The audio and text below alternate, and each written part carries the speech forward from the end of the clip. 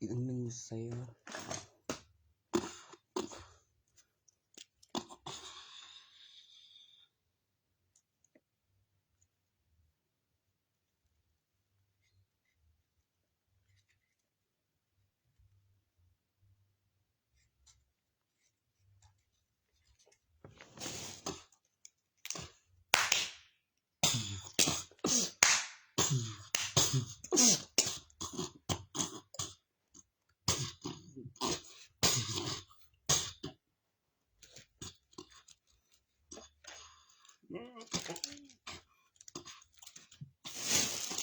จากบัตรประชาชนกล้องวงจรแล้วตัวตนในใบทะเบียนบ้าน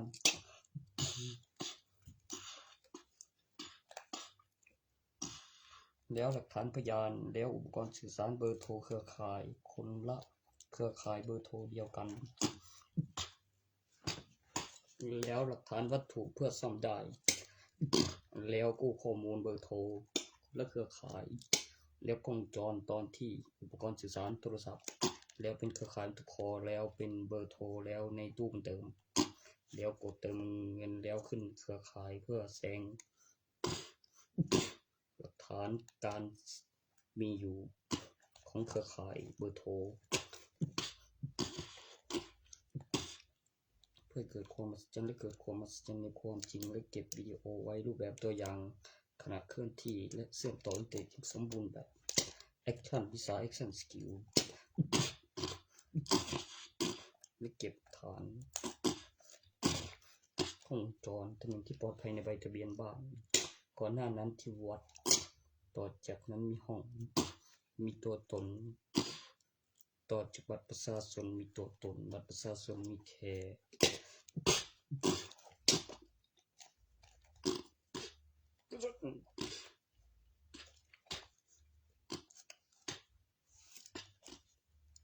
เบอร์เก้าล้าน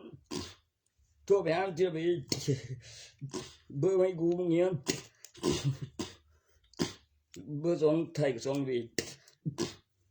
สองสักตัวเบี้ยก็คนนั้นมันมีบัวจีตัวเดียวมันเป็นตัวเล็กตัวเนี้ยนับเป็นอย่างมีตัวอื่นอยู่สิแต่ว่ามี10 ตัวเอง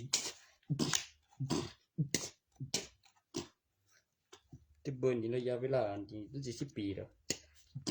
มันมีการลงทะเบียนซิมแล้วก็เวลาใช้งานของเบอร์โทรจากบัตรประชาชนตำแหน่งที่ปลอดภัยในใบทะเบียนบ้านมีของดีแรงกันยันไม่รู้มีของจรมีความคืดวิญญาณมีความคืดเกิดนักวิญญาณมีความคืดมีความรู้สึกเกิดจำใดทุกวิญญาณโดยกระดูกขันดูกขาตัวตนในใบทะเบียนบ้านวัดสะสมเขตโบยเรียกมีเอกสารเรียกถึงปัจจุบันกูอยู่หน้าแต่ว่ากูก็ได้ยินตอนนั้นแล้วไม่รู้เนี่ยบนยังกู8ละนี่มันก็1.2ถึงกำลังตัวนั้นมีไอ้ได้เห็นก่อนที่บึงแม่งว่า8เพียงต่อจากมันเฮ็ดเองเลยมีหลักฐานบ่โอ้ดีๆโทรกูล่ะที่แรกแบบขั้นตอนลืมเรียนคนละสายกันมาบ่วะเบ้ยแม่งเอ้ยกูมีประกันชีวิตอยู่กูก็ยังดูภาพอยู่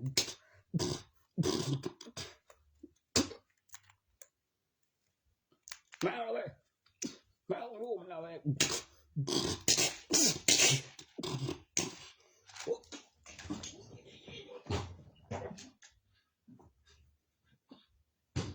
แล้วก็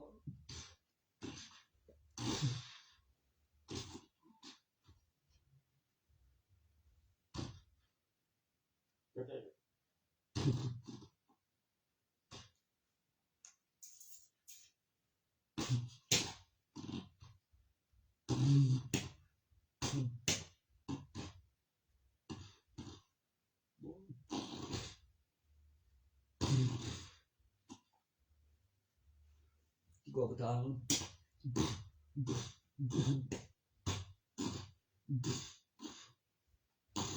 นี่เดี๋ยวไปปลุกวิญญาณเดี๋ยว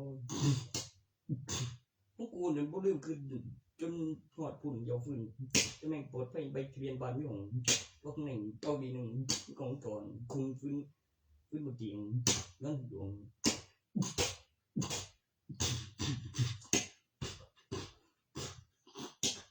ปันหงว่าก็ไม่ได้เสียเลยที่กองจวนยิ่งใจตัวสุดและทันเวลาเป็นแนวแบบตัวเพลน เอกสารประหารกับลีลาตรึงกับพยานกับสถานการณ์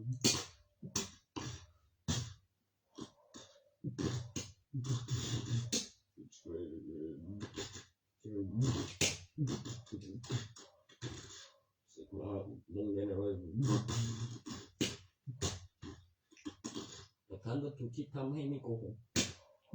ว่ายุคสมัยปัจจุบันการถ่ายทอดสดเวลากล้องจอที่ตรงกันการเคลื่อนที่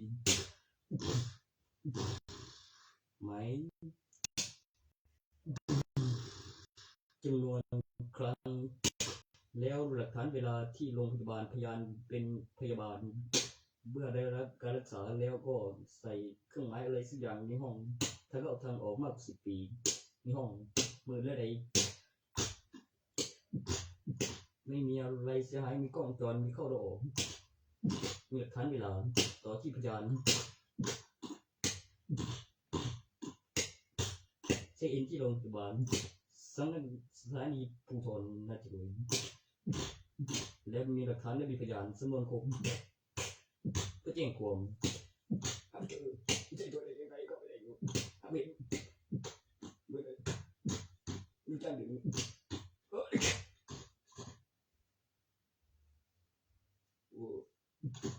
โอ้สัตว์ถึงนี่แล้วนี่แล้ว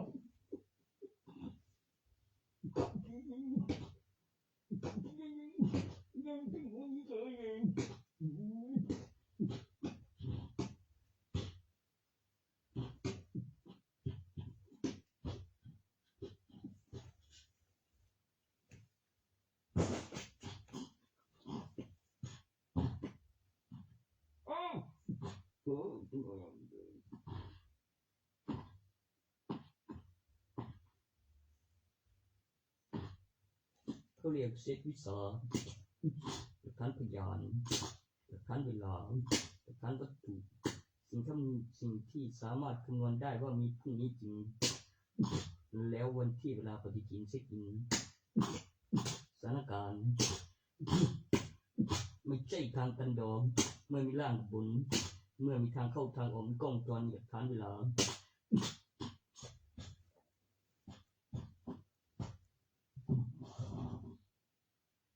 ถ้าผมเขียนอย่างเก็บตัวอะไรแต่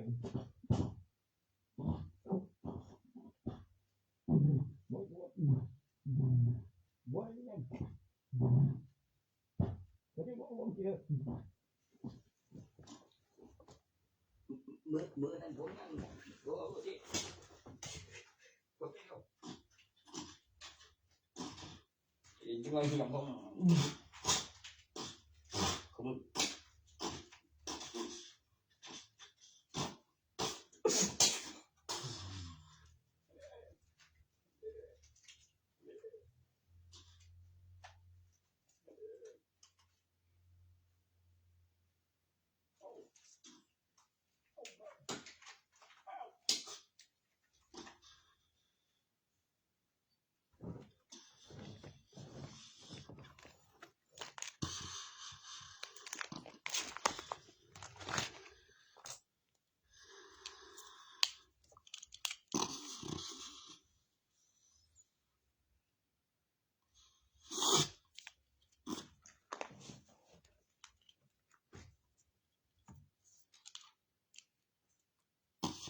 เมื่อความต้องการของอุปกรณ์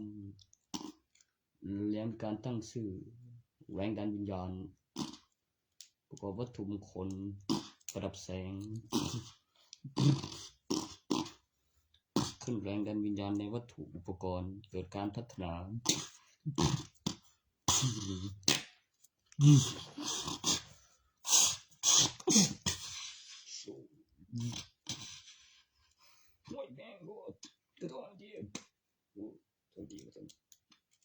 คือจึงเมมเบอร์อยู่ขึ้นว่าไงเกิดให้แบ่ง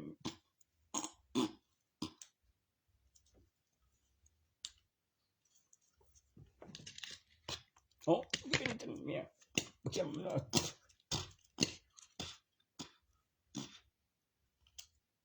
ก็ได้ก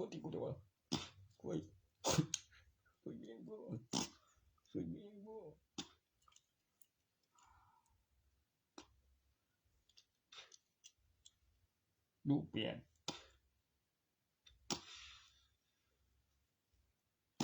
มือ2ล้านเหรียญผู้ดีก็มีตอนที่441กับจมอยู่หลายดอกกับจะเวลาชั่วโมงละก็คือมีค่าฝากขายแล้วก็มีค่าธรรมเนียมแล้วคือมีกองจรบินสำรองโอ้ยก็แบบต่อบ่ได้นั่นโอ้ยกลัวคักๆล่ะไม่หยังลืมสิวางซั่นบ่โพดคือโพดหลายแท้ก็มีกองจรบ่กูสิรวยได้กูสิออกอยู่นี่แล้วตัวนั้นมีบินสำรองบินวิดีโอกับนำแบบปีเดือนแม่เขาสิเอิ้นรีซิเคิลบ่ไปเรียนฟังผีหรืออีหยังวะแม่นเว้ยรู้สังการมีมีครั้งมี4บ่วะโอ้ยอีหยังวะต้นรูปแบบมีครั้งมี4พวกอ่อนก็บ่แม่นรูปแบบนี่โอ้ยมึง2ล้านเหรียญปีละ700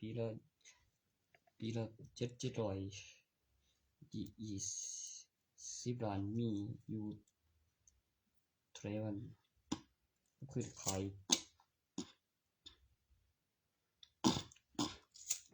กับชั่วโมงบ่ว่าอีหยังวะมื้อนี้เนี่ยมื้อเดียวกำลังจับเวลาก็แบบเก็บหลักฐานเบิ่งยามใดว่าเสียไปก็เบิ่งราคาของยุคสมัยเขากดติ๊กเดี๋ยวคือตั้งของจรที่บินที่เงินเจ้าของค่าธรรมเนียมค่าฝากขาย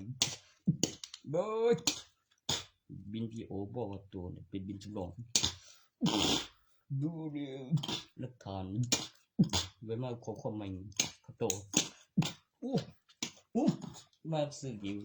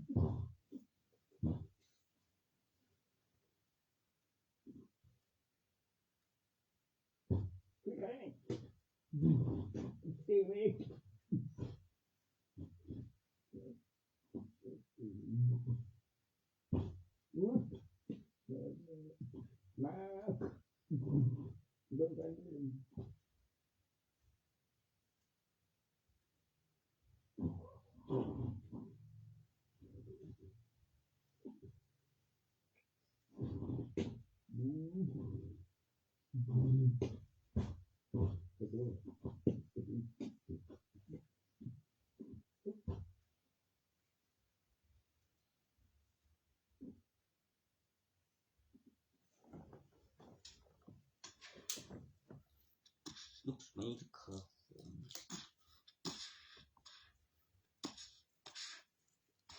วายจัก10ล้านดังอยู่ดีมากขนาดที่ว่าใส่ระบบสัญญาณเสียงขายรีโมทแล้วเมื่อวันอาทิตย์ทุกๆเช้าเราปรับสัญญาณแสงให้มีกลางวันและกลางคืนอยู่ดวงจันทร์มีกลางวันและกลางคืนที่มืดและที่สว่างแล้วข้อมูลการประกาศอยู่เมื่อออนไลน์เส้นพระอาทิตย์ขึ้นทุกเช้ามีนาฬิกาแล้วมันจะมีการผ่อนแสงและเห็นดวงจันทร์อีกดวงที่ดวงจันทร์ตรงแผนที่ถึงก่อนในสถานการณ์ที่แต่ปกติแล้ว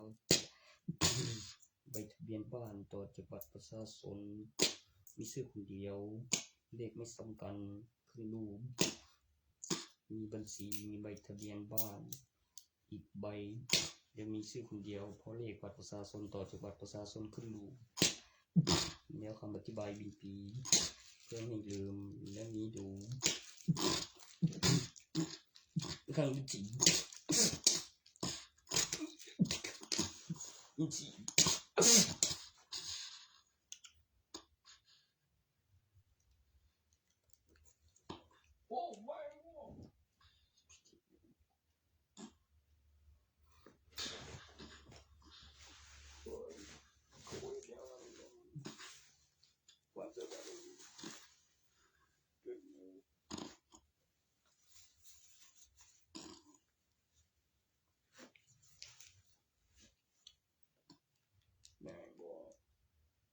ปุ๊กมันอย่าง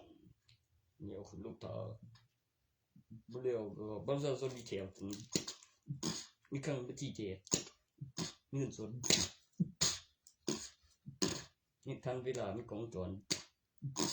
แต่จริงกูจะอยู่เช่นดีว่าฟอเร็วยันคือว่า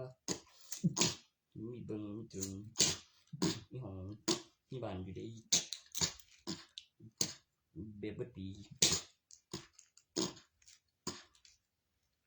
มีเบิ้ง2 ล้านเหรียญสุราคาบาวนะคือบุกคือบุกเขาคืออยู่ก็เด็ดอยู่ก็เนี่ยคือต้องมีเบิ้งอีกอย่างนึงคือมีของบ้านเดียวก็คือจังได๋ว่าดีก็แบบมันซื้อมาอีเดี๋ยวกูซื้อมาอีเดี๋ยวเลยเบิ้งคือหายว่ะมันจะเป็นกูไผอีกแล้วมันมีอยู่แล้วกูมันบอกครบอยู่แล้วเรื่องนั้นอย่าด่าเลย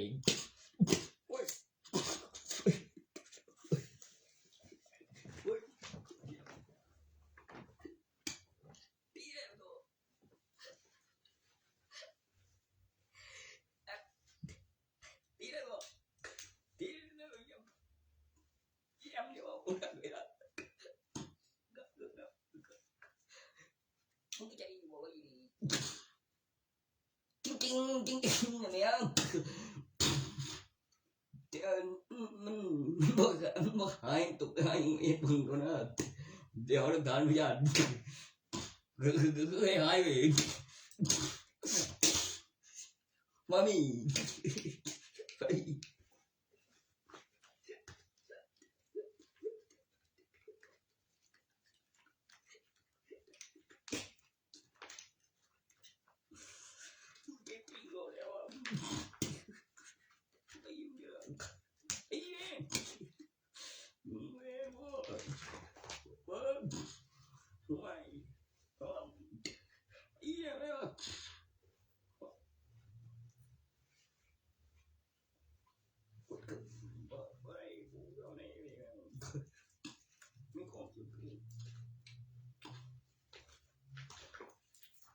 กูอีแบบซื้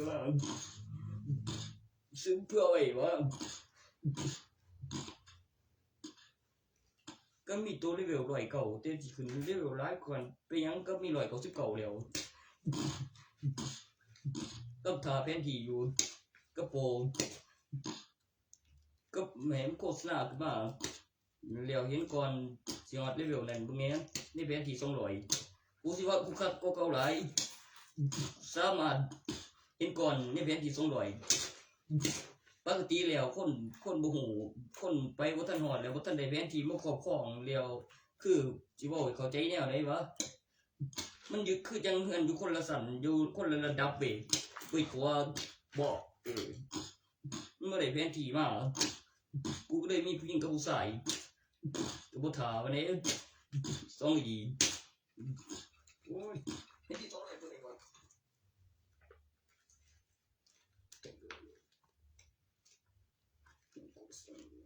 แต่ดูหูว่าเงินนี่คนละสั่นนั่นแท้อยู่ว่ากูเหินบ่สิว่าบ่กูสูงกว่ากูมีแผนที่ดวงจันทร์ยังว่าไปข้าวเอานั่นก็มาเหลืองกับตัวนั้นมีเบิ่งกับป๊อปกลางวันกลางคืนเดี๋ยวคือประกาศจิว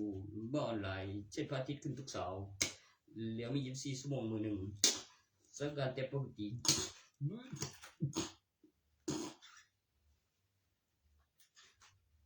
โอ้ยประเทศเพื่อนบ้านมันก็ต่อขังเลยกี้ก็เต็งเปิดกับข่าวเดียวปานนั้นมีพระเจ้าวิสนาก็แผนที่ไปสังการปกติว้าชีวิตสังก็แสงกับพี่ก่อนแล้วมันแม่นมีปุ่มกดสัมผัสอีกขั้นหนึ่งเดิมบ่ไฟก็ดอยอยู่เดียวต้องใช้งานได้คือทุกคนตัวไปเบิดแผนที่นั่นนะถึงตอนเลี้ยวกับพิบอยู่ดวงจันทร์พิบแล้วถึงแล้วก็ที่ขันภายใต้สัมบรรยากาศในตำแหน่งที่ปลอดภัยในใบทะเบียนบ้านในห้องแล้วสังเกตสถานการณ์ความรู้สึก เนื่องจากดวงจันทร์เป็นดวงที่ใหญ่มากใหญ่กว่าวอหลายเท่าไม่สามารถเคลือบได้เท่าวอดวงเดียวติดที่แรกได้เหมือนเห็นในแบบแผ่นแต่ระยะทางในแนวที่ต่างกันแล้วก็ในการมองไปแล้วมีแรงดึงดูดภายใต้สัญญากาศเส้นเข็มทิศที่ลอยตัวแล้วอยู่ในทิศทางของแรงดึงดูดภายใต้สัญบรรยากาศและสัญกดแสงกว่าจะเคลือบได้ทั้งดวงจันทร์แล้วใส่สรรพคุณแสงมันต้องโว้ยโคตรแม่งเอ้ยเบโบสมัยดึงสำหรับ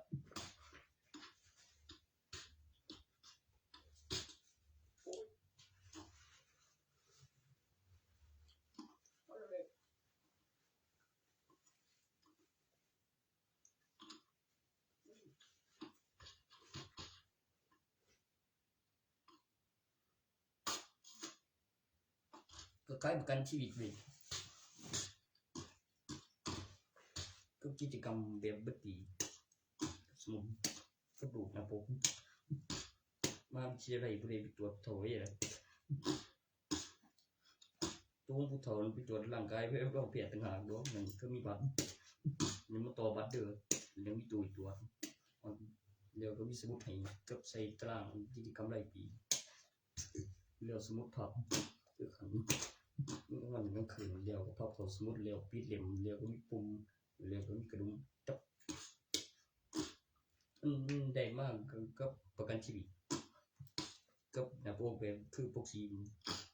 ก็ทราบประกันชีวิตตัวเจ็บมากที่ใจ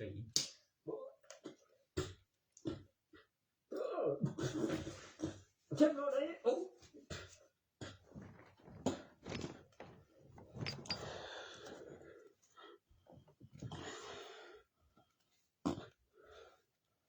กูแต่งสีสุดนักบินอวกาศก่อน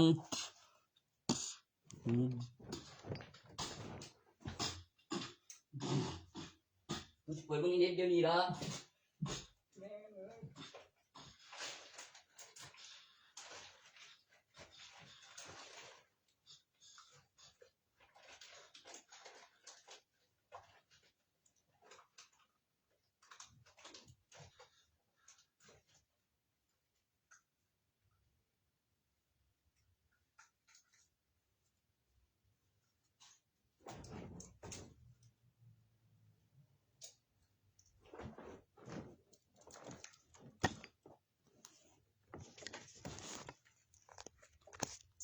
แผนที่ถึงแล้ว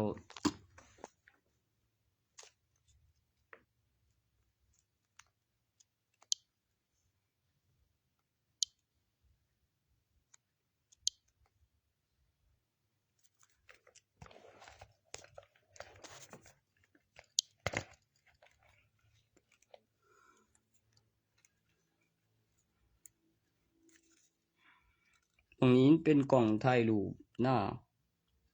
มึงนี่เนี่ยโอ้ยมึงเรียนเขาก่อน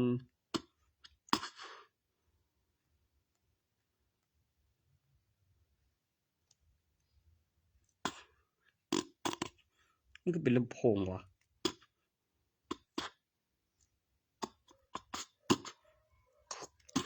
ร่องรอยของมนุษย์ดวงที่มีโครงดมสมบูรณ์ด้านในค้นพบที่ดวงจันทร์ข้อมูลปีพ.ศ. กับปีศตวรรษและข้อมูลปีพุทธศักราชแล้วขึ้นระบบแล้วหลักฐานวัตถุ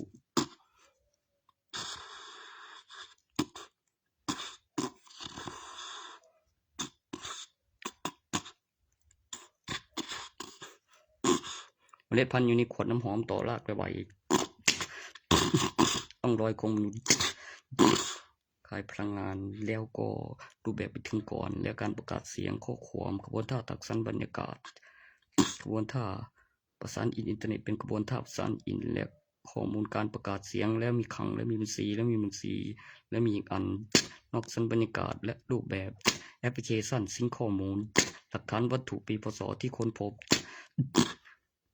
ตัวที่แนบใบคือหลักฐานวัตถุปีพศแล้วเป็นเหรียญเริ่มซ้ำเหรียญกัน10 ปีข้อมูลการจดจำการพัฒนาของปีพุทธศักราชประวัติศาสตร์การค้นพบสันบรรยากาศอยู่ที่ดวงจันทร์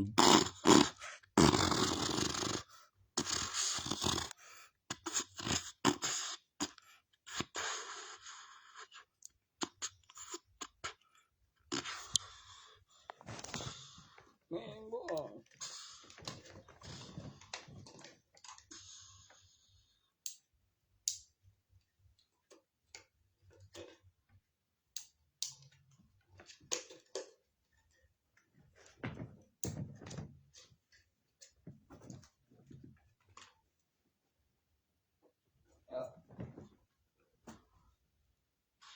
เมล็ดพันธุ์อยู่ในขวดน้ำหอมต่อรากและใบ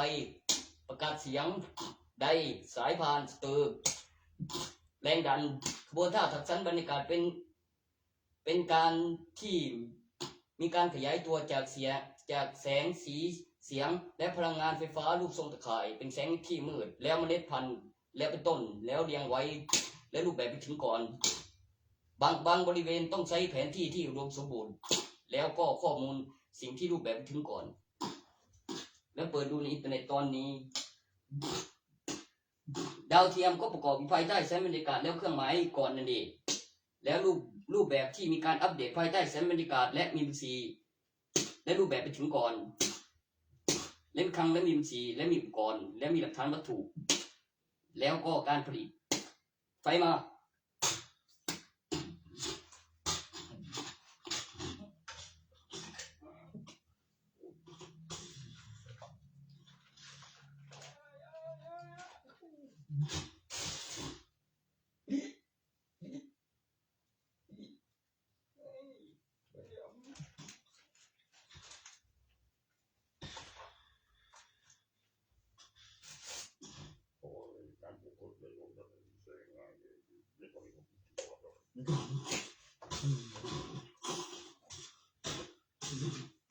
ยืนตรงแบบนี้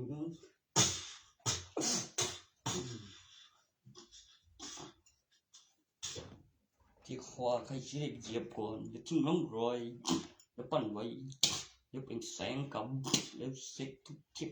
ทุกเวลาเบิดเช็ดพระอาทิตย์ขึ้นทุกเสาร์สถานการณ์ปกติประคองอุดมสมบูรณ์แล้วอย่างโปรแกรมสแกนข้อมูลประโยคไว้ก่อนแล้วก็สรรเสริญจะรวมตัวใหม่ภายใต้สมการฝันร้ายกลายเป็นดียังไม่ตายต่อวิเดียวข้อมูลออโต้อัตโนมัติปลุกเสกพิเศษเพื่อความสมดุลของจักรวาลที่สมบูรณ์แบบยิ่งขึ้นในการค้นพบและประกอบโปรแกรมสิงข้อมูลเก็บหลักฐานวัตถุที่มีการพัฒนาขยับได้ในภาพยิ่งร่องรอยตำนานต่อจากตำนานที่เห็นแล้วก็มีตัวสีแดงที่ในเกมฟุตบอล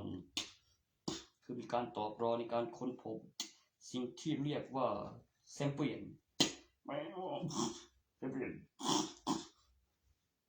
ตัวที่ขยับได้ในภาพยิ่งหยุดพยุสราตันต่อจากตำนานต่อสาเครื่องหมายขึ้นรูปแบบวัตถุมีการตอบสนองต่อประโยคภาษาร่องรอย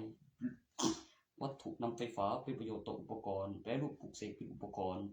มีการจดจำการพัฒนาวัฒนาการภายใต้สมการนับแบบเป็นปีค้นพบวัฒนาการของมนุษย์ความเชื่อการเคลื่อนที่ของปฏิทิน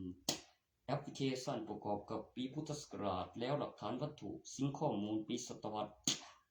เพื่อคิดเลข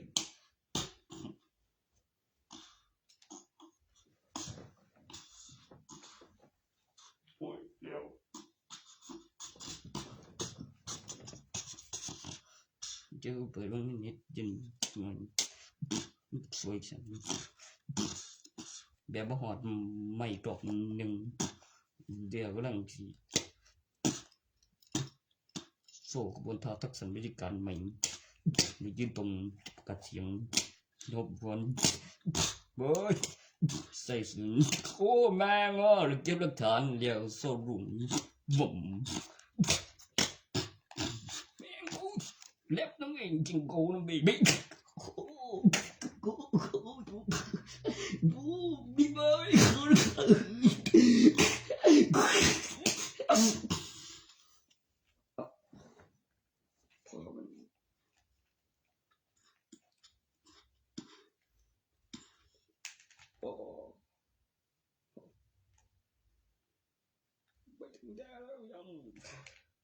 บอกจะถึงแล้ว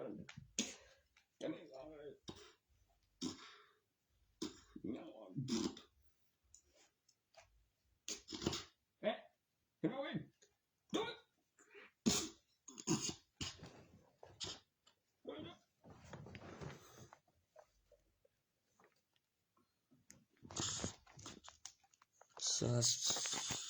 กล้องจรการถ่ายทอดสดแรงกล้องจรตรงกันเครื่องหมาย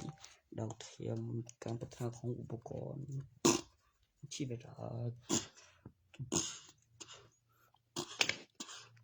จำนวนตัวเลขของเวอร์ชันที่จำได้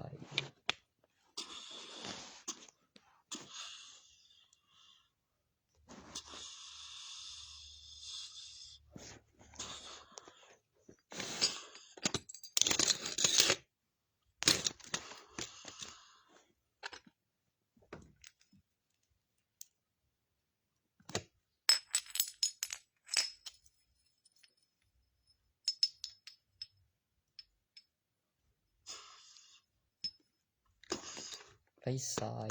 เครือข่ายเครื่องหมายรูปแบบอุปกรณ์ที่มีการพัฒนารูปแบบไปถึงก่อนต่อจากไปรษณีย์มีแซดอยู่ใกล้ขนส่งมีการใช้เก็บบัตรลงชื่อเก็บค่าจอดแล้วก็มีแบบใบเอกสารหลักฐานเวลาที่เข้าคิวที่ขนส่งเนื่องจากมีการปรับใหม่เลยมีแซดต่อจากไปรษณีย์อยู่ใกล้ขนส่งเป็นระเบียบกฎหมายแล้วก็การคำนวณที่ถูกต้องและผลแล้วมี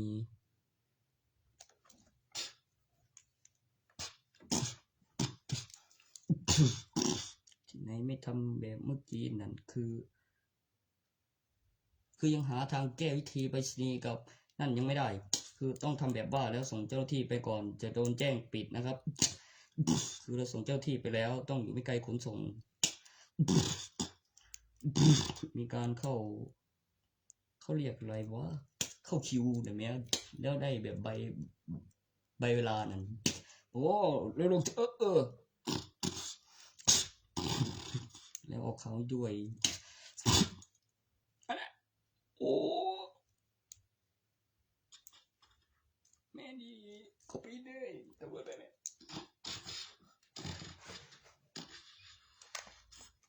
นี่เลยช่วยแม่ดีว่ะ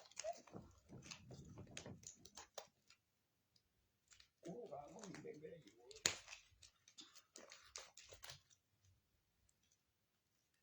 เอาไว้เยอะมากเลยโชว์แบบมันรู้สึกอะไร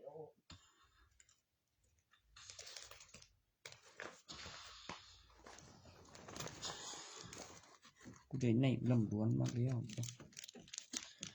บาดนี้เราสรรพคุณแสงอาทิตย์บำรุงเลือดเข้าไปแบบบ่มีห้อยไหมรวมเกี่ยวบำรุงใจระวังไว้ก่อนรวมบำรุงใจโดยบ่มีห้อยไหมระวังไว้แล้วก็สิส่งออกนอกสำนักงานแล้วก็ไปจนฮอดพระอาทิตย์แล้วเข้าเกณฑ์เป็นวิตามินแล้วสรรพคุณสีติดมือแล้วมันแสง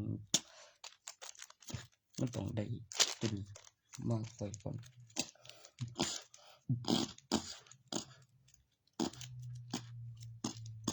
มันสิมานำสรรพคุณเป็นแสงอาทิตย์รุ่งเรือง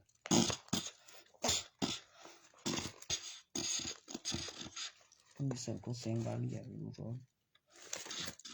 สวย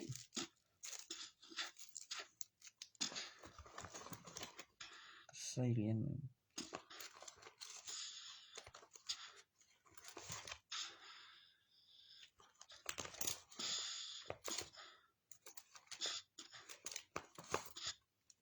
แก้วโอ้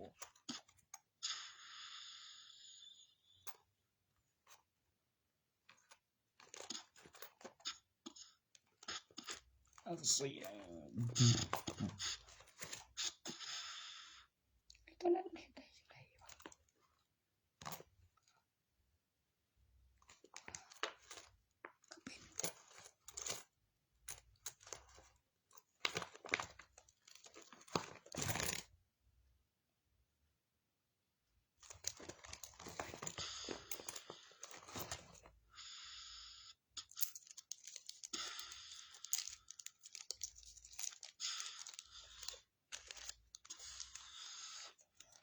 เกมแล้วก็มีเกมข้างในแล้วมีลายแล้วเป็นเส้นในดินและเป็นส่วนผลส่วนที่สามารถเลี้ยงได้จากปากรากเป็นต้นและเป็นผลและเป็นส่วนเนื้ออุ้มกระดูกแล้วเป็นรูปหัวใจแล้วสรรพคุณบำรุงเลือดแล้วมีสรรพคุณแล้วก็ข้อมูลเป็นรูปแกนรูปหัวใจแล้วมีหลายในแล้วหมอดแสงต่อจากกลางวันและกลางคืนมีเวลาพักผ่อนแล้วมีการรับพลังงานแสงของดวงจันทร์เลยทำให้สิ่งคือตัวเป็นโลหะเช่นเดิมและไม่เกิดบาดทะยักเมื่อเนื้อไม่ตายเป็นเนื้อของโลหะนำไฟฟ้าที่ฆ่าเชื้อแบคทีเรียก็จะเป็นเชื้อไวรัสและไม่เกิดสนิมไม่เกิดบาดทะยัก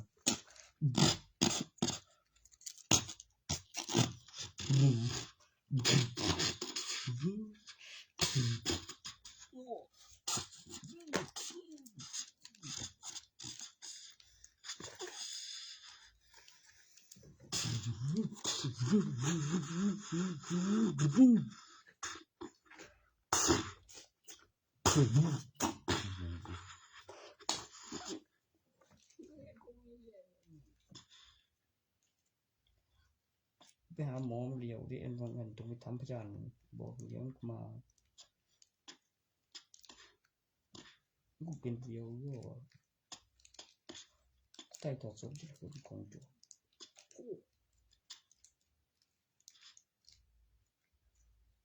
มาแล้วงอก้อน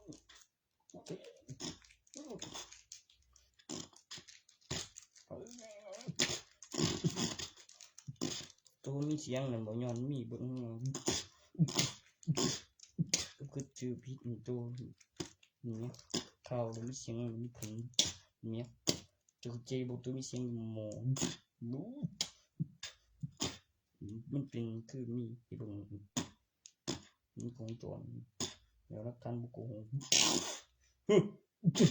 ฮอตกูเนี่ย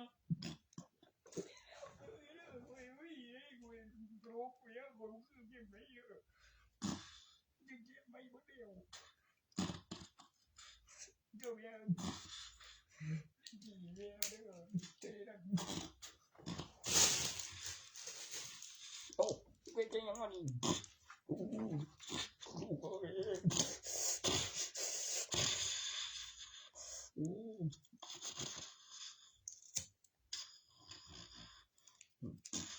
lớp sân điện còn cần chỉ cái chỉ để xuống đi mua đi thấy người mặc mìnhว่าอย่างเราหาข่าวเพราะว่าเราที่ไปสมัยผีเราคงจะมีมาก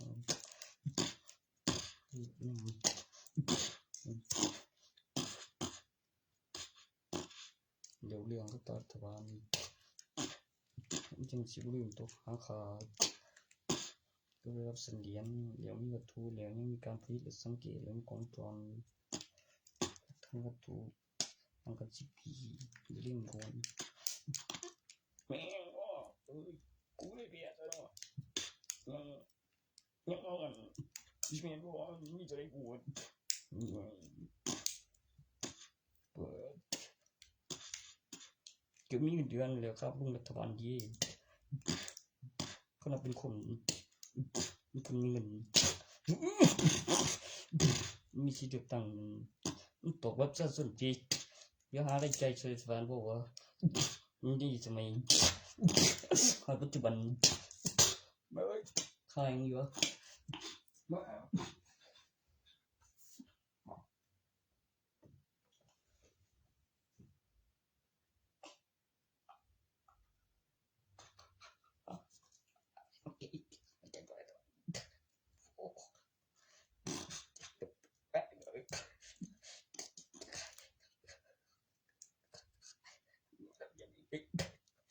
นี่ล่ะครับทุกคน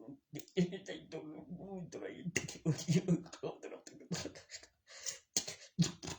โอ้ยไปเบิ่งนกแม่งงง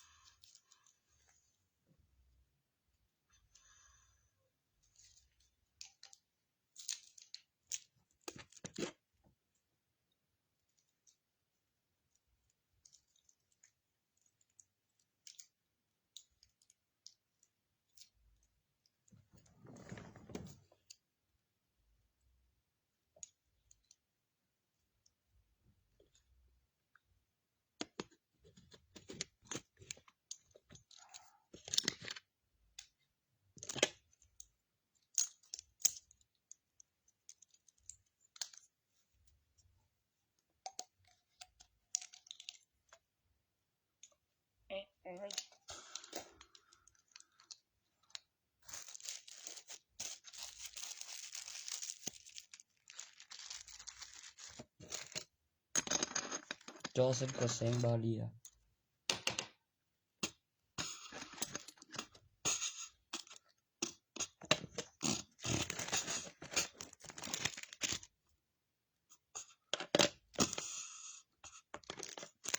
จอแสง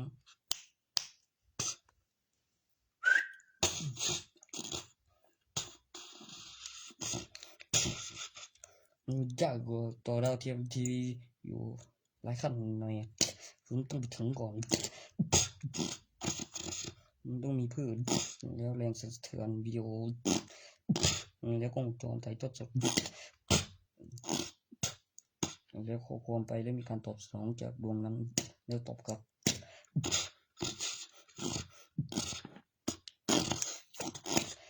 กับเบอร์บ้านใบทะเบียนบ้านอยู่ไกลแล้วมีในกระปุกแล้วก็ตั้งเวลาแล้วก็โทรหาหมายเลขแล้วต่อสายแล้วมีไฟฟ้าเล่นฐานแล้วก็ปฏิทินแล้วก็ต่อสายดินจากใบทะเบียนบ้านและมีเบอร์โทรแบบเบอร์บ้านมีสายแลนต่อจากสายแลนใช้ใบทะเบียนบ้านลงทะเบียนแล้วนาทีละมีการตั้งราคาเพื่อไม่ให้ลืมของเวลาแล้วมีเสียงเตือนแล้วขึ้นเสียงของใบทะเบียนบ้านระยะเวลาแล้วก็สายจากระบบที่เกี่ยวกับโทรศัพท์แล้วมีหูฟังมีการบันทึกเสียงเครื่องหมายใบทะเบียนบ้านตัวเลขตำแหน่งพิกัดในสายไฮไฟขึ้นอินเทอร์เน็ตเครื่องหมายคำอธิบายขึ้นเสียงปล่อยสายแลนปล่อยสายแลนแล้วก็ติดเสียงกับธนูในว่าวจุฬาแล้วมีเสียงและเก็บขึ้นเสียงแล้วมีหูและมีการตอบสนองการจดจำวิดีโอคำอธิบายแล้วก็ปล่อยสายแลนแล้วก็ไล่สายมาขึ้นเสียงลอยตัวจะจำได้ก่อนหน้านั้นสัมผัส จากสายแลนแล้วไร้สายด้วยคลื่นเสียงเครื่องหมายคำอธิบายการตอบสนองของสมองแล้วก็เกิดคลื่นแสงมาคลื่นเสียงสัมผัสปลุกเสก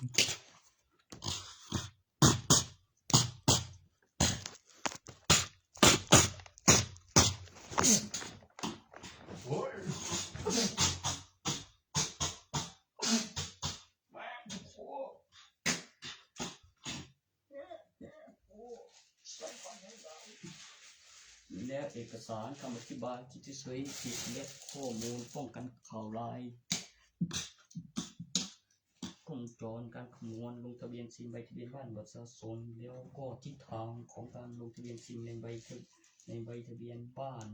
แล้วอยู่ในบัตรประชาชนแล้วลงทะเบียนซิมมีซิมมีลายแล้วก็ตำแหน่งที่ปลอดภัยแล้วคิดเฉยๆผิดเมื่อมีเสียงมีผลเพราะมีข่าวหรือมีเสียงเตือนมีพยานรู้เห็นเป็นรูปและลูกหลานแล้วมีกล้องวงจรมีหลักฐานเวลาหัวข้อคดีและการฟังผลแล้วคำนวณทิศทางจากการลงทะเบียนซิมตั้งแต่คดีทะเลาะวิวาทและมีคดีซ้อนและลงประวัติลายนิ้วมือและมีเสียงเตือนเพราะมีให้ดู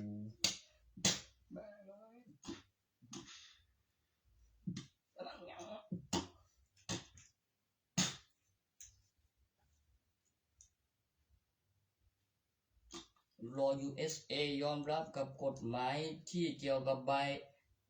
ใบสำนวนหลักฐานพยานรู้เห็นแล้วก็ลงประวัติลายนิ้วมือแล้วลงทะเบียนซิมก่อนจะมีการเก็บสะสมของประเทศเพื่อนบ้านเมื่อมีซิม L State ที่ผ่านการลงทะเบียนมาแล้วเข้ากับอุปกรณ์และปุ่มกดแล้วออกลำโพงแล้วมีการสื่อสารหูฟัง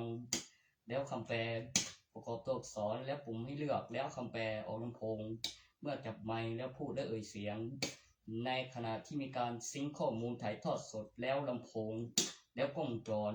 แล้วตัวอักษรขึ้นในจอบนจอทีวีของอุปกรณ์ที่มาตรฐานสมบูรณ์แบบสู่ตัวการใช้งานเป็นอุปกรณ์แปลภาษาประกอบแอปพลิเคชันแปลภาษาที่สมบูรณ์แบบยิ่งขึ้นเมื่อพิมพ์และอ่านและเอ่ยเสียงแล้วหมายความว่ายังไงต้องเพิ่มคำอธิบายเข้าไปเพื่อให้เข้าใจมากขึ้นและเข้าใจยิ่งขึ้นแล้วขึ้นพร้อมตัวอักษร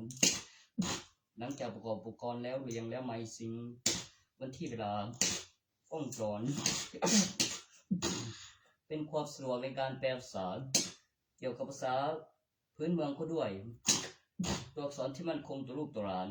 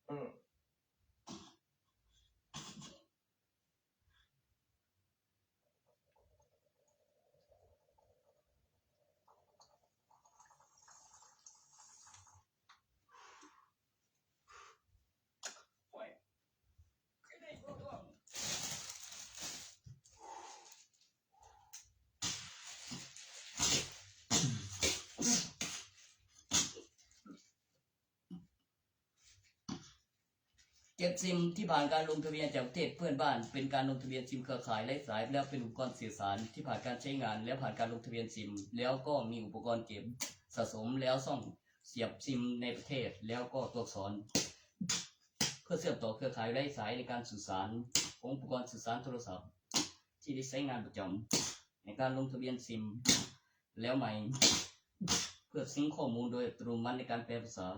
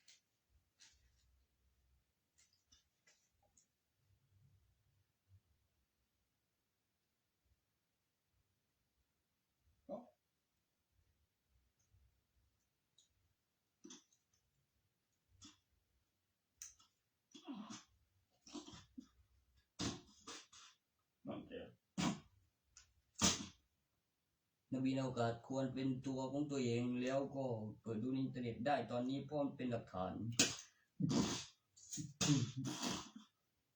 เมื่อคุณต้องการเช็คสถานการณ์แล้วก็เปิดดูในโซเชียลได้เพราะเป็นหลักฐานรูปถ่ายในการอัปเดตแล้วมีชุดเกราะแบบชุดนักบินอวกาศแล้วตัวตนของตนเอง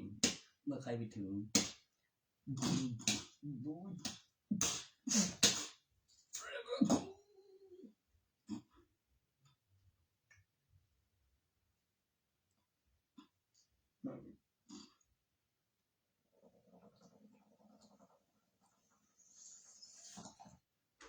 เฮ้ยสาวๆแอคชั่น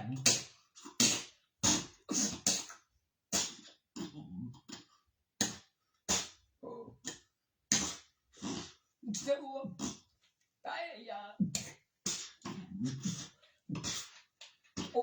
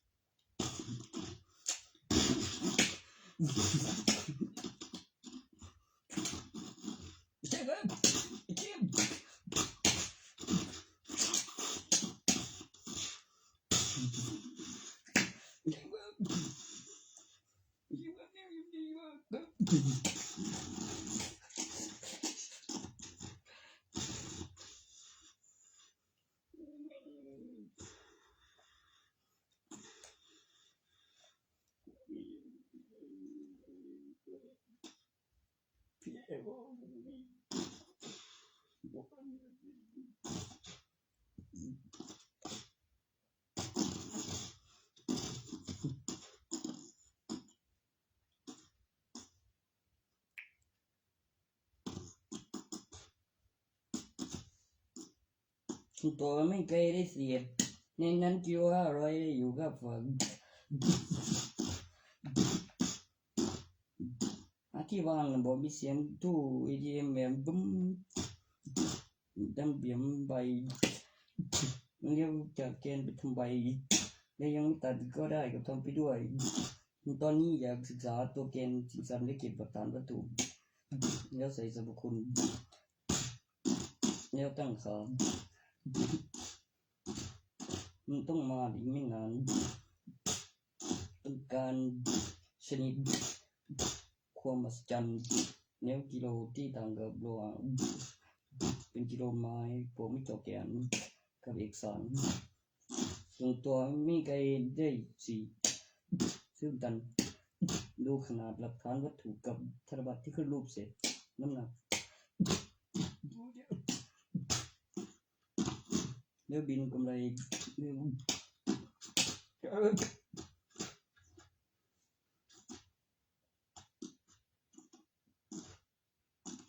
มันอยู่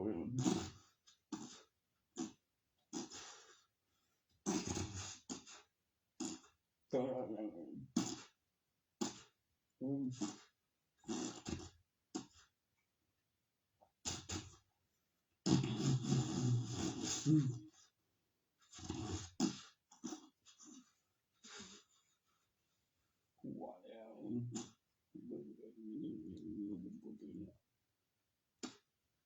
ฮะบ่เคยมีโอ้ย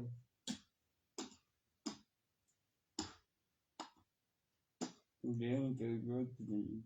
จนโหดมันดึงงั้นมาเชียงบานชิสบุปวดมาบ่แม่นก็เมียมันฟังอีน่ะโหนี่จิอยู่มันกูเลยดูคือเนี่ยคือบ่ใส่เขาสุดจะบ่เว้นจังได๋นะโหนี่บ่มาบ่แม่นเกินไปยังบ่ตัวเดี๋ยวมีจริงมันโน่นยังเขาใส่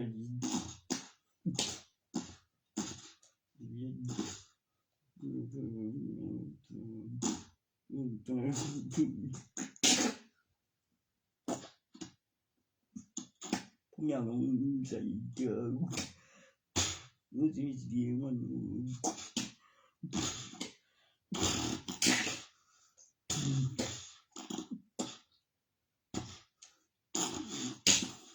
ูปูกับเองบ่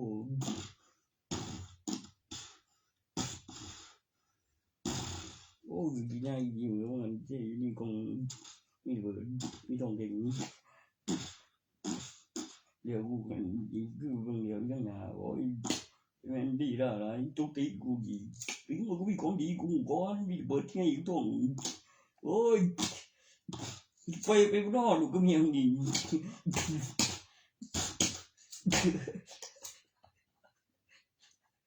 แม่ยามันมาโอ้ยดาวแดงโอ้ยอีมาจิ้มสาวนี่ฟังเดี๋ยวกูฟังจังหาได้แล้วนี่สนดีอยู่แล้วจ้ะกูได้วันนี้ขาดทีมแล้วกู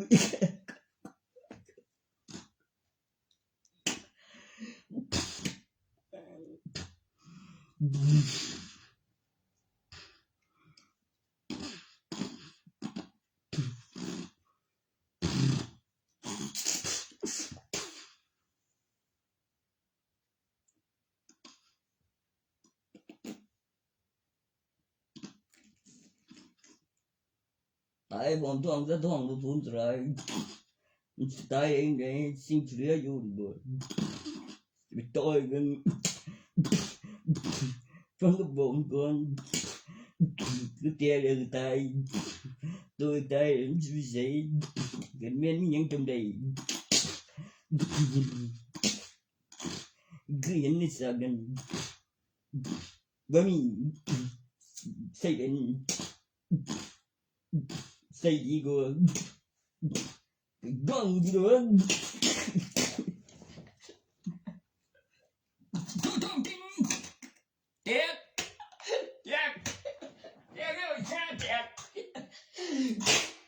แกนบ่อยากสวงบ่ว่ากินโอ้ย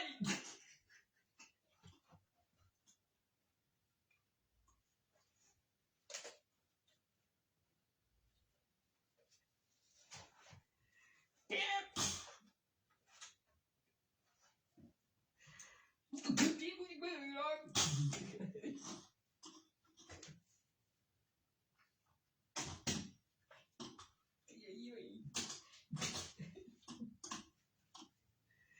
Chị của Kém đi đó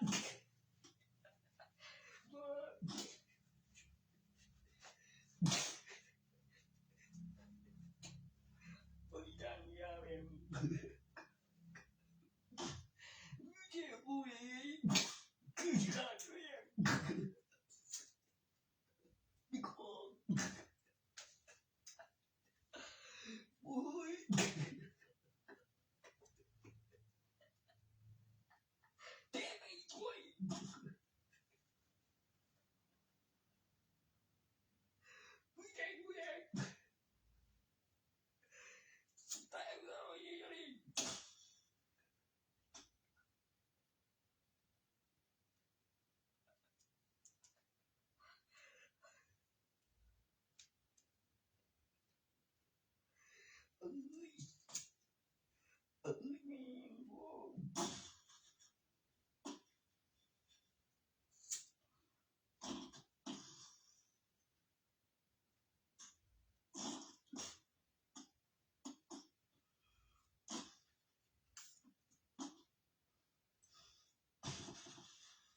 Giống số chỉnh đen có mò xe gì rồi cứ lúc sai tôi chỉnh rồi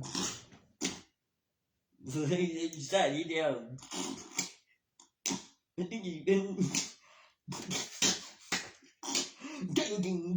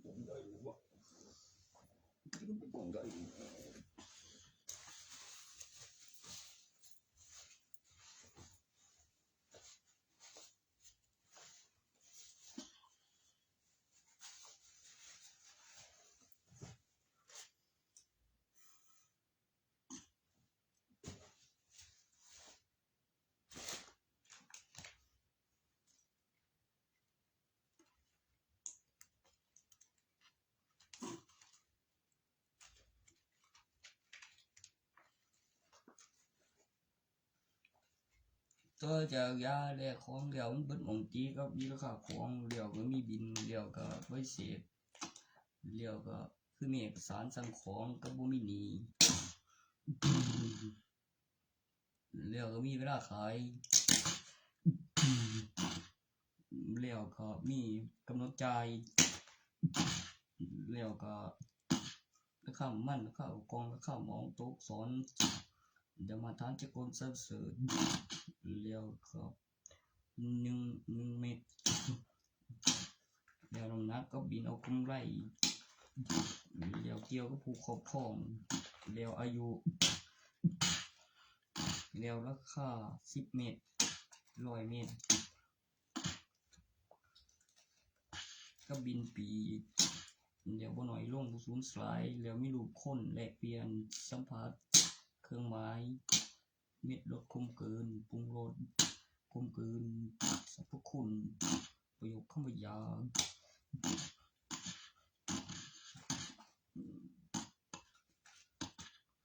แล้วอายุแล้วกำหนดมื้อนึงถุงนึงเดือนนึงเมียผัวแล้วถุงนึงหรือ10แล้วผู้ละ50ครั้งหรือสิเองคือมีคนอยากก็บ่อยากก็หลายกว่านั้นแล้วก็ผู้นึง มวยเช่นตรวจบัตรแล้วบอกผู้อื่นแล้วโทรแจ้งว่าสัญญาขายก็ได้ทั้งคนที่ไหน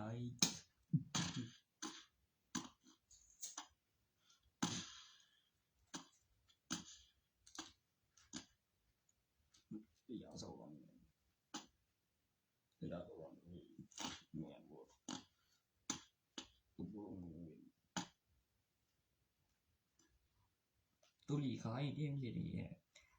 ครอบครองยาเสพติดโดยไม่ได้รับอนุญาตบวกบ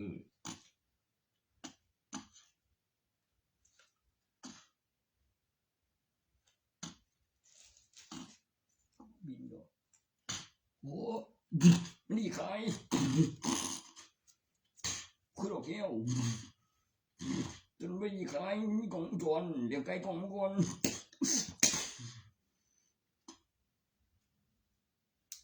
เบื่อแล้วปกติมันก็อยู่เสร็จไปเรียนมัธยมคือมันท่านจะไปนอนเมืองไปเจนฐานคือโศกไปกับเหลียวหรือถ้าบอกทบไปบ่อเหลียวก็คือว่าเปิดเท่านั้นอยู่เลยมีอย่างบ่มันเป็นมหาวิทยาลัย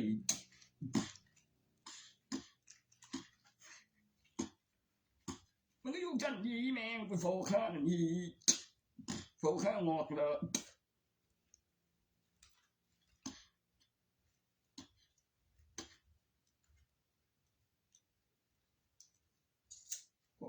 ได้มันก็ตั้งตัวกับบินเดียวคือกดไปทีละเรียบเบิ้งเมียคือว่าจำเงินกูเฝ้าเลยเดี๋ยวกูกดเลยว่าเขาจะไปเจอบอกเกงแดงกันโลกันสู้ใจพอบินดูไข่คือใคร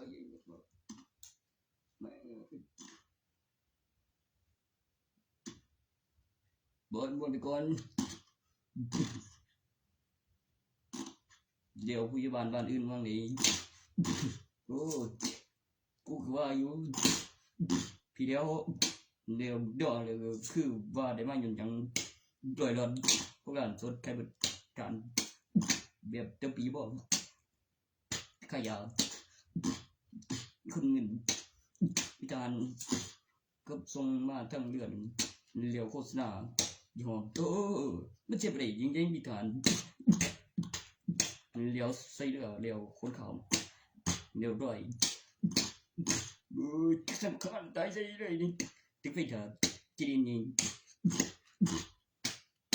เลี้ยวตาตะกงตั้งสิ่งของเจ๊จะมาพูดอะไรเลี้ยวใส่เรือแบบไว้ลอยข้ามแม่น้ำมาเลี้ยวนับเบิ่งกองยาคนก่อนกูนะกูไม่เอาตันโอ้ยดูดิเบิ่งแต่ทางเกี่ยวของยังนำแบบมาเร็วคือถวายเร็วร้อยมาเอาตันบึ้งได้โอ้ไอ้นี่ก็ขนาดน้ำขวงไว้ก็เลยเดี๋ยวฟันเราจะเหลืออีกตัวหนึ่งนั่นเดี๋ยวบางทีเราเพื่อนโอเคให้นั่นมันสื่ออย่างว่า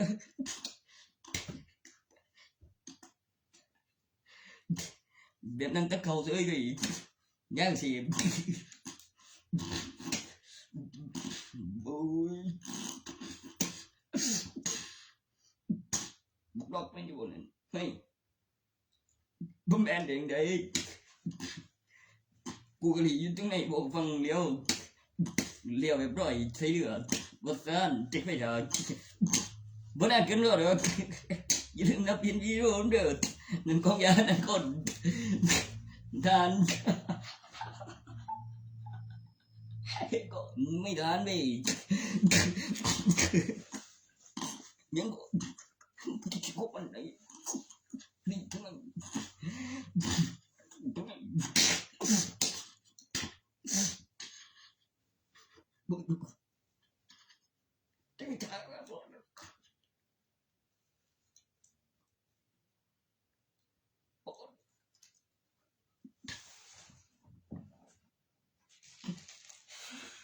โอ้ย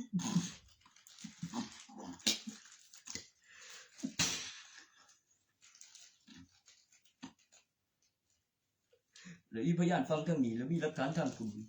ว่าไปแล้วมีกำหนดแล้วบินไปนำมันตกส่งกันประมาณนั้นแล้วนับแบบเติมแล้วปริมาณเต็มปกติ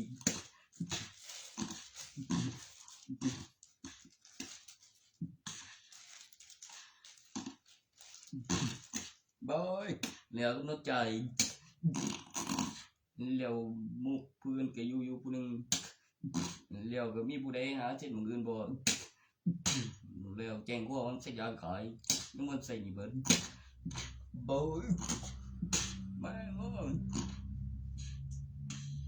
มันก็ใจเย็นจ้ะบ่เป็นไปบ่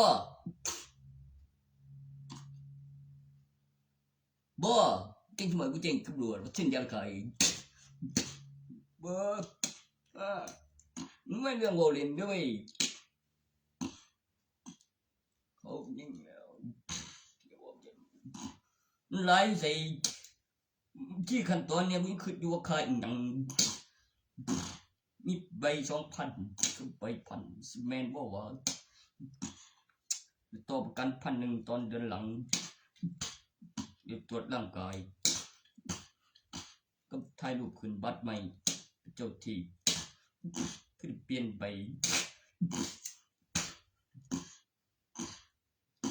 ปีละใบพันบอกว่า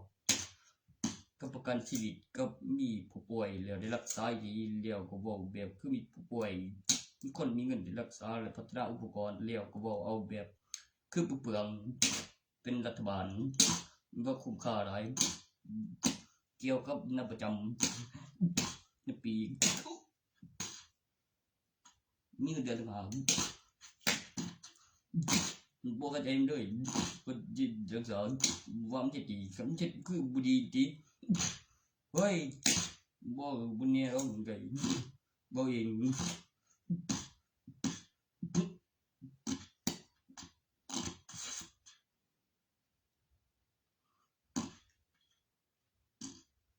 มันจะเป็นงานจักมือจริงๆก็หมอนั้นมาร่วมกันเรียวเฝ้า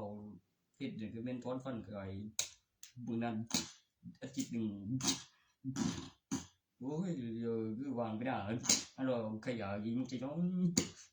แม่งเดือนก็มีเดี๋ยวนัดว่าเนี่ยจิตเดี๋ยวมีทุกวันเร็วคืนเร็วก็มึงต้องกินเวียนงานวันต้องคิวกันอีกก็คำนวณเงินเดือนเข้าใจเดือนกับงานกับจำเบียมมือนั้น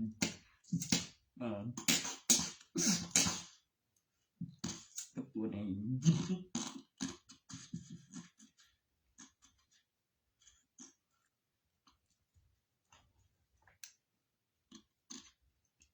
แล้วก็เรื่องทุกอันนี้ไม่มีหรอกแต่ได้ดังหมอเลยไง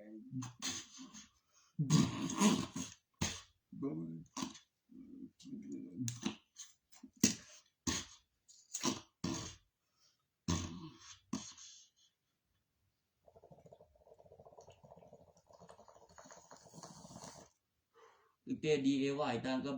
DIY กับมึงกันดีขึ้นขายโน้ตเวลาจนมันสิมาแบบพอเวิร์กคนนี้ขึ้นขายก็มันพอเปลี่ยนเดียวมีเวลาถึงเงินตึกสันหนึ่งโอ้ยมันมาตึกเลยเดียวก็มันอุปกรณ์ที่ไงในสังเกตของมันเวลาเปลี่ยนขึ้นขายเรื่องเขาเมื่อว่าตึกหนึ่งกับพิษตึกหนึ่งกับพิษเด็กกูขึ้นมึงดินยิ่งว่าในข้างเลี้ยวก็คือมีข้างบ้านจนบ่จำเบียบอู้เดี๋ยวเอาไปเวลาอีกเดี๋ยวไปวันทึกขันเร็วนับหลอมเขาข้าง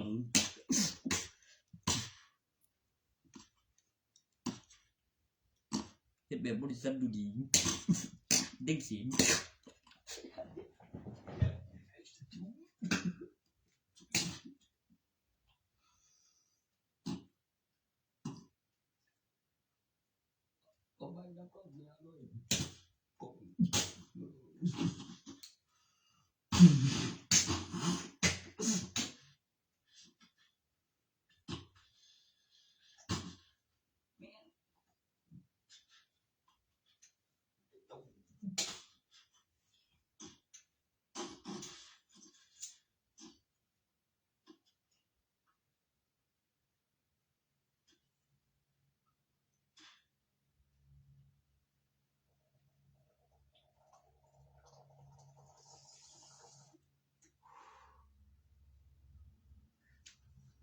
แล้วทนใส่กันเป็นทหาร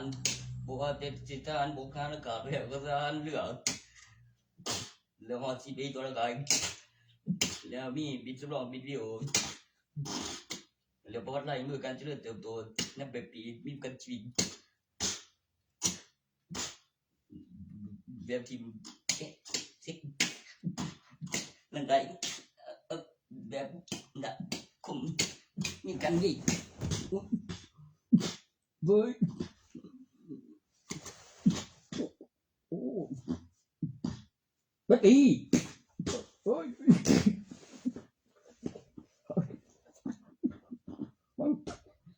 จ้าก็ดีเอ้ย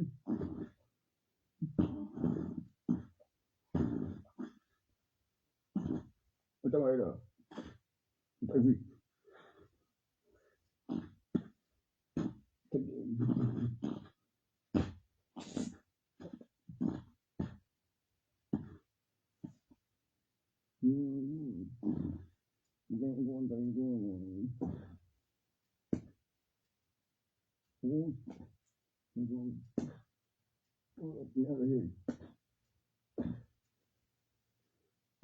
ไปที่ไหนกู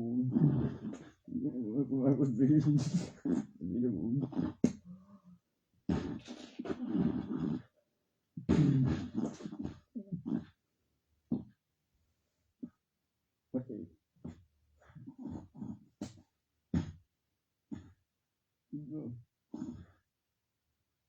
เ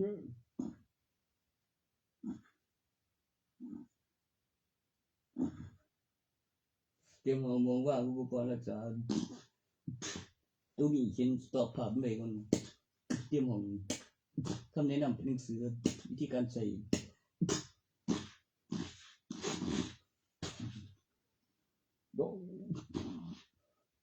ในการ์ตูนเก่ามันเป็นบันทึกการศึกษาวิชาแล้วก็มานั่งเรื่องแล้วก็พิมพ์เอกสารโดนเป็นไปได้แล้วพลังงานไฟฟ้าแล้วอุปกรณ์แล้วนำเพื่อแล้วก็ผมมีความเชื่อว่าแล้วเขาแล้วก็มีอุปกรณ์ต่างๆก่อนส่งที่นี้ต่างหากตอนนับอำเภอโรงพยาบาลบัดแล้ว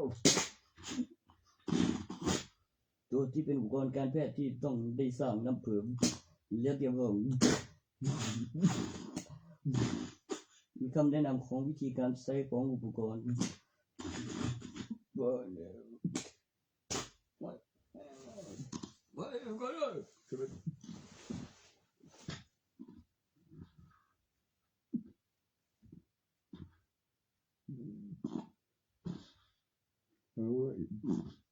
อ้แบบเท่หุ่นท่าขยะเลย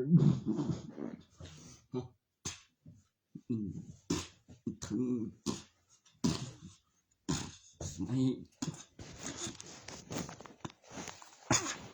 นั่นแล้ว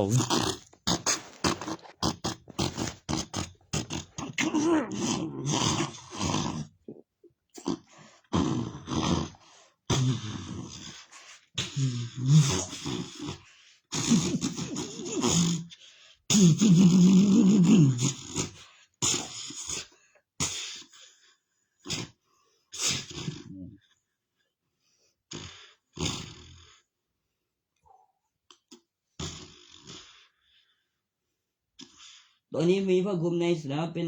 ตำแหน่งคุมทีมห้ามดึงไปได้สักวิ2วิแล้วค่อยบ่อยระยะแล้วนับวิ2วิหมายแล้วคณะกรรมการ3ท่านนะครับแล้วก็มีลูกหวีดกลางแล้วสันธงและเครื่องหมายแล้วก็มี1 2 3แล้วเสียงลูกหวีดมาในระยะ3วินาทีแล้วก็มีเขตล้ำหน้า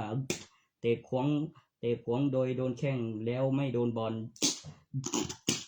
แล้วก็มีการสังเกตจากการมองของที่เขาเรียก2ข้างแล้วสันธงเห็นมั้ยเขาเรียกอะไรวะนั่นแหละแล้วเล็งระยะของลูกบอลแล้วก็ตำแหน่งของลูกบอลที่อยู่ในสนามแล้วก็มองแล้วก็มีการล้ำหน้าแล้วก็จุดที่ต้องใช้ขบวนท่าแล้วเครื่องหมายที่ตรงกันใน3วิแล้ว1 2แล้วทิ้งระยะตัวทิ่มดึงแล้วต่อจากตัวทิ่มดึงคือให้พูดมาให้จบก่อนค่อยจะลงเพิ่ พิ่มเติมในตำแหน่งคุมทีมติดผู้คุมห้ามดึงแล้วก็ใบเหลืองมาซาใบแดงเลยคือมีฉีกขาดมีคนทำฉีกขาดกับคนเสียหายกับนะแม้มีไล่ออกคือมีท่อนล่างแล้วท่อนบนแล้วเตะบอลแล้วข้างบนมีความผิดแล้วก็ข้างล่างคือเตะบอลจริงแล้วข้างบนเพื่อจะซิงบอลแล้ววิ2 วิแล้วก็ทิ้งระยะนับวิ2 วิใหม่คณะกรรมการตัวนี้นี่มันเคลียร์แล้วก็ลงสนามมากกว่าปอกแขนปีกซ้ายและปีกขวาที่มี2 ตำแหน่งตัวใหม่ล่าสุดแล้วกองกลางอยู่ในตำแหน่งหน้ามีตำแหน่งคุมทีมติดผู้คุมแล้วคำอธิบายของตำแหน่งคุมทีมแล้วเอกสารอนุมัติลงสนาม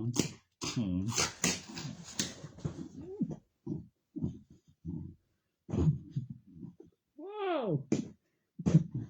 ว้าวสิบทุ่มในสนามสิกู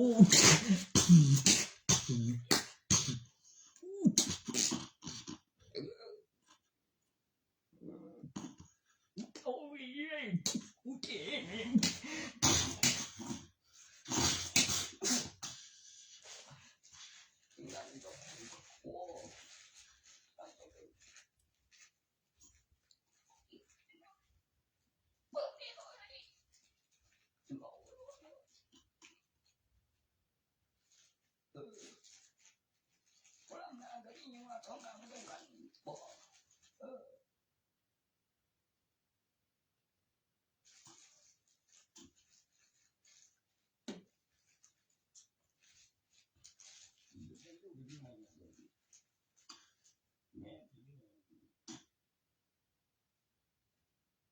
คุมทีมต่อจากกัปตันตัวมือประตูที่สามารถใช้มือได้มีท่อนล่างท่อนบนเมื่อใส่ผ้าคลุมในสนามกับนักกีฬาพิเศษที่เพิ่มต่อจากวิ2 วิแล้วทิ้งระยะแล้วนับวิ2 วิใหม่ในการที่มีฟาวล์ดึงมากไปก็ไม่ได้คือมีท่อนล่างเตะบอลท่อนบนนะเพื่อซิงบอลคือมีดึงเพื่อซิงบอลได้อยู่วิ2 วิแล้วมากไปในการตักเตือนก่อนเจอใบเหลืองและใบแดงเมื่อมีตำแหน่งคุมทีมไม่ได้สักวิเป็นการเก็บหลักฐานแล้วก็การเตะบอลใช้ขาใช้ตีนออกแรงความไวคล่องตัวแล้วความสะดวกในการเลี้ยงลูกในสนามเมื่อส่งไปแล้วแย่งเอาคืนเหมือนลูกในการลุกของสนามคือส่งไปแย่งเอาคืนคุณจะเห็นอะไรสักอย่างในส่งไปแล้วแย่งเอาคืนของการเคลื่อนที่ในสนามแล้วทำประตู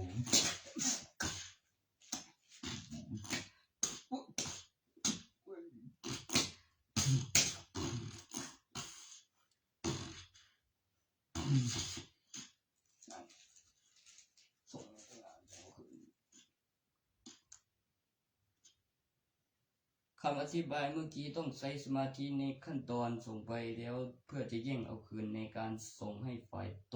รงข้ามโดยตั้งใจแล้วเข้าพร้อมกันในตำแหน่งตรงข้ามแล้วแย่งเอาคืนแล้วก็ไม่ล้ำหน้าแล้วตำแหน่งที่จะส่งเป็นแผนการที่เกี่ยวกับลูกกลมๆขณะเคลื่อนที่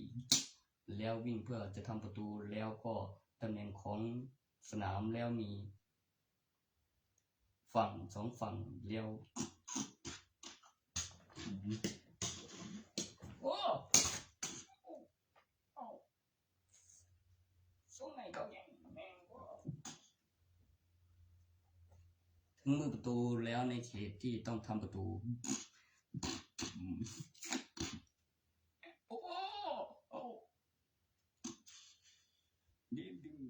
ประตูมาไกลแล้ว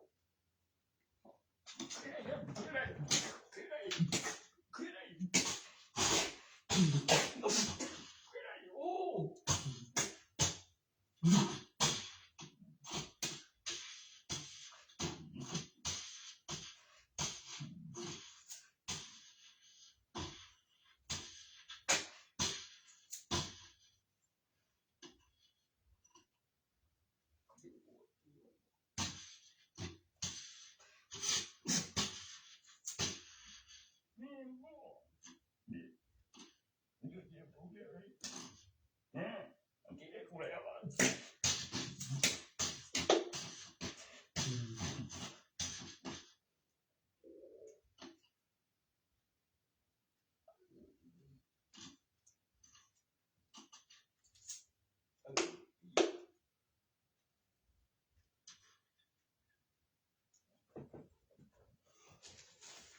ไม่ได้กูแม่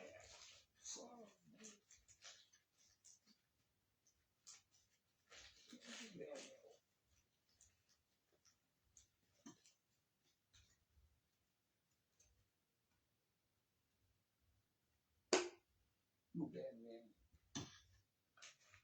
พันลูกถูกเลยมันยิงเลย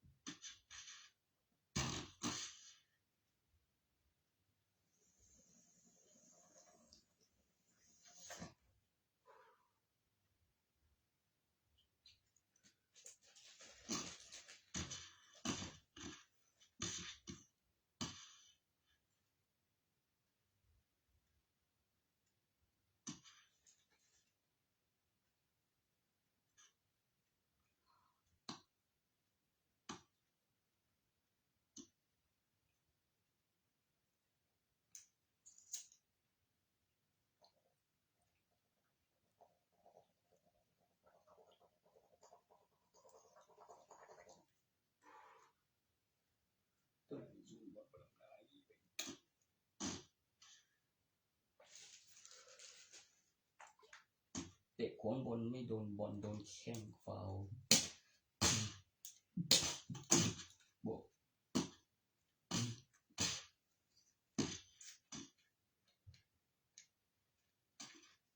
เตะขวางบอลเป็นแนวไหนวะเดขาไม่โดนบอลโดนสูงมากกว่าเขา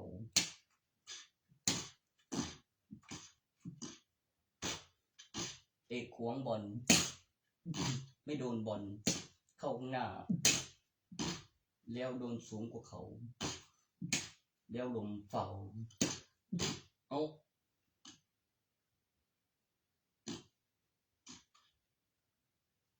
บ่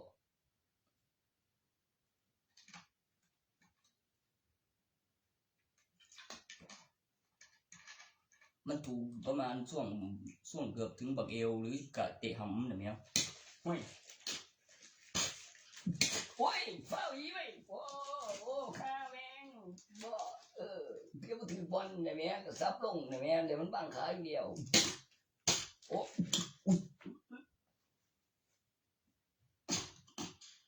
มันต้องเลี้ยงแอคชั่นให้กรรมการแนมทันเขาทางหน้าโดยเตะปั๊มแต่บ่ถือบอลแล้วกิ้งไปบ่ไกลบ่ก็บอลมันต้องกระเด็นมาทางหลังแล้วถือบอลตัวบอลกิ้งออกไปทางหน้าคือเก่านั่นโอ้ยเอ้ามันต้องกระเด้งออกทางหลังเดียวว่าถือบอลออกข้าง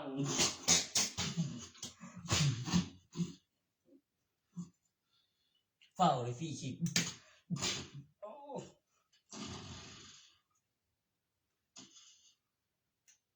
โตเสียบนั้นมันต้องสไลด์เบิดโตคือแหนบเขากินเอาขวางบอลนั่นว่างคายเดียว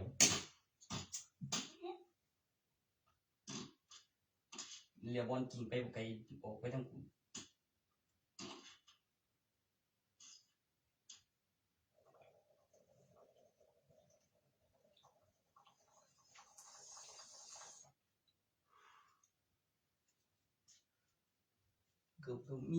ก็มีประโยชน์เยอะเลยเขาเรียกตำแหน่งฟาวล์เตะขวางโดนตำแหน่งสูงเกินไปวางขาอยู่แล้วไม่โดนบอลแล้วก็ทิศทางของบอลกิ้งเมื่อมันไม่โดนบอลแล้วกรรมการเจอก็ฟาวล์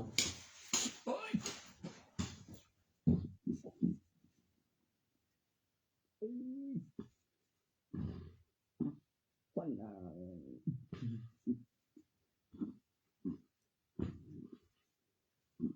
ันก็เป็นอยู่ตรงนี้เลยกูดี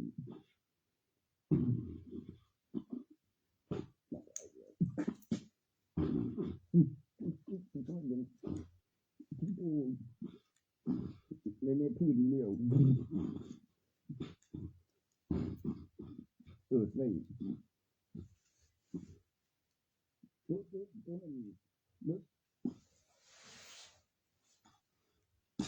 แต่คนแม่งกรรมการนั่นผิดบ่เป็นดอกเดถุงแนมกันกับอธิบายกับเรื่องแล้วตอบถ้า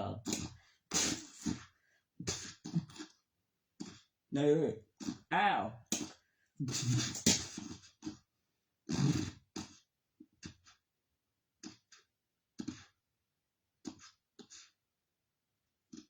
อีนี่ว่า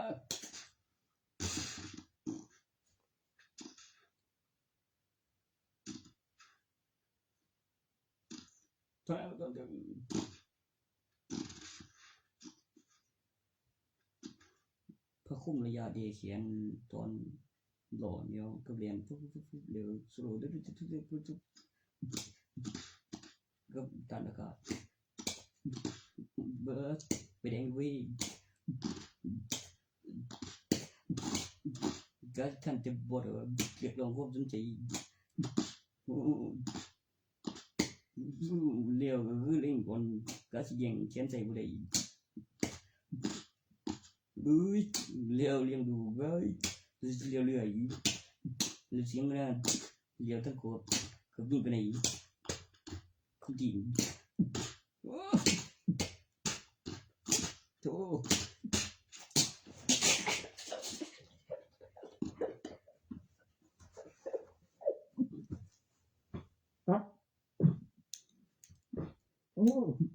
Hey!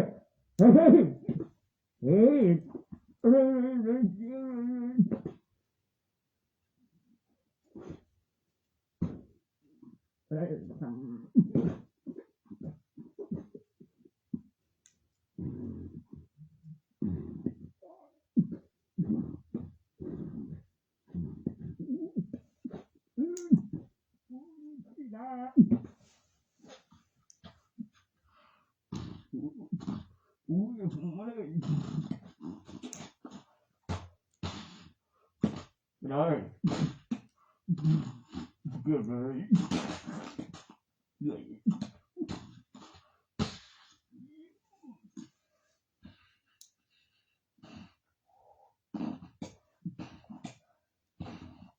Gì nè. Giật vô đi con. Tôi đứng lại sẽ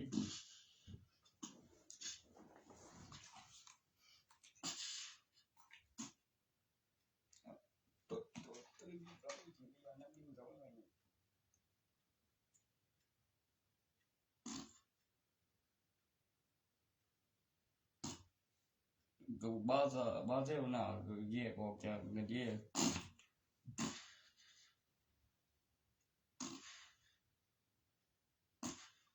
cái phần trí thông sản này tôi năng đừng tôi và ca nên sát thảก็เก็บหลักฐานก็เลยว่าเพิ่นเว้าตัวเดียวใส่บ่คุ้มกับมือตูแล้วใส่มือใดมีทนลางกับทนถึงแล้วก็อธิบายเป็นวิดีโอแล้วก็เตะตัดบอลเตะของบอลแหมคือบ่ถึกบอลแล้วก็ทิศทางของกันถึกบอลแล้วลูกบอลทิ้งแล้วฟาวได้ฟรีคิกกับใส่ผ้าคลุมอีกตัวหนึ่ง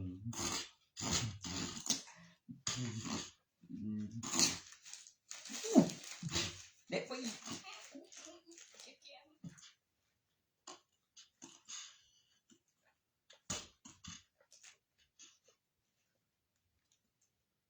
ดื่มตีว่า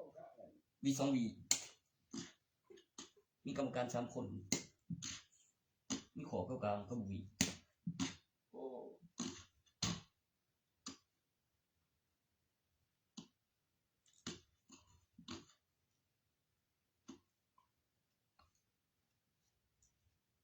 ใช่ว่าคุ้มละห้อง3มีคนถือดึงกับมีคนดึงกับตัดผมบ่ได้ขึ้นมา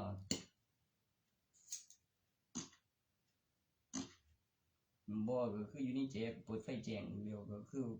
มีพยานเดี๋ยวก็ผมเหงามือแล้วก็เก็บเวลาก่อนสิไปลงสนามบ่ไหวหลายทำสู้หนอดสินคนเดี๋ยวดียังบ่ทันมีกล่องตัวแต่ก็เจอใส่พอคุ้มจริงบ่มันสิได้หลักฐานตอนดึงกันแม่นมีสิ่งส่วนของสุดรุดหรือสุดขาดพอคุ้มสำรุดสิขาดมามันก็ว่าเกี่ยวขึ้นมาเลยเดี๋ยวหลังจากพวกคนเบาแล้วคุยกันแล้วเกี่ยวกับสุดนำหรือวิกับหลักฐานกับทลังทนถึงมือประตูใส่ได้ตัวนั้นน่ะบ่เลยเสื่อเรียนนำ10 ปีมาเลยอีได้ระยะหน้าเขตวงกลมเขตกี่ดูกลมสมัยยังคือเขาฟุ้ง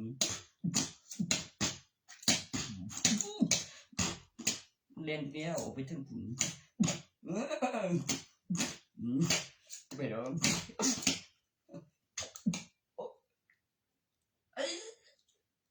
แล้วดู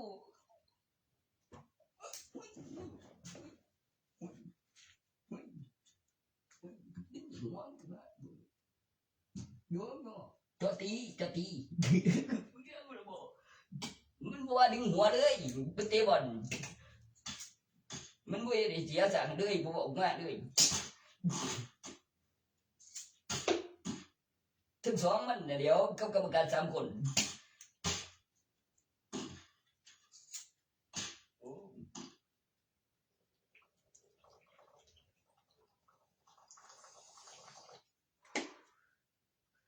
คันบ่ได้เขียนไปท่านบ่ฮู้ล่ะ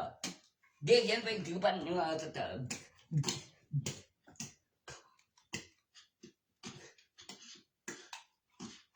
มึงสิว่ามีแต่กรรมการมึงมันบ่แม่นถือปันมีตัวนั้นมันตีกรรมการตีบ่ค่านั่นบ่เนี่ยดอกโอ้ตัวอะไรมันตีกรรมการ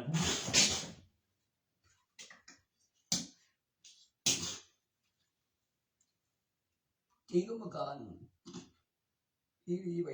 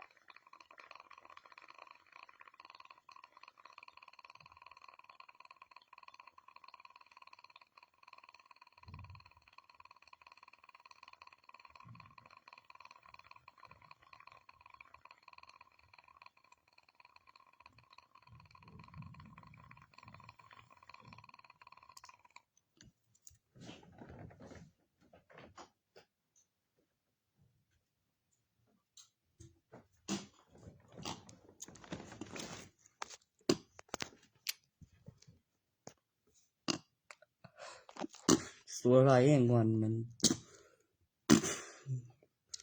นี่ว่าตัวพิการ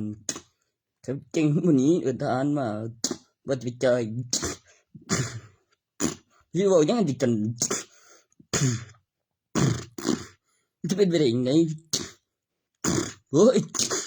เอาแต่จุกของเลยจุกของคือใส่ช่ำเรื่องเอาความจริงไม่ใช่เอาเดี๋ยวจะขี้ได้บุกโบตัวซึ่งเพียงช่วงสุดท้ายเรียกไม่เจอกูอีกเดี๋ยวนะมันจะโดนมีอันพี่บุไปเจ็บไปนอนขัดอยู่เยอะบ่อยพี่กันเอวจีเล่นกี่วันเลี้ยวยังเลี้ยวมันเสียงดังเลี้ยวถึงใจร้ายเลี้ยวจุดดูคือว่าไงลืม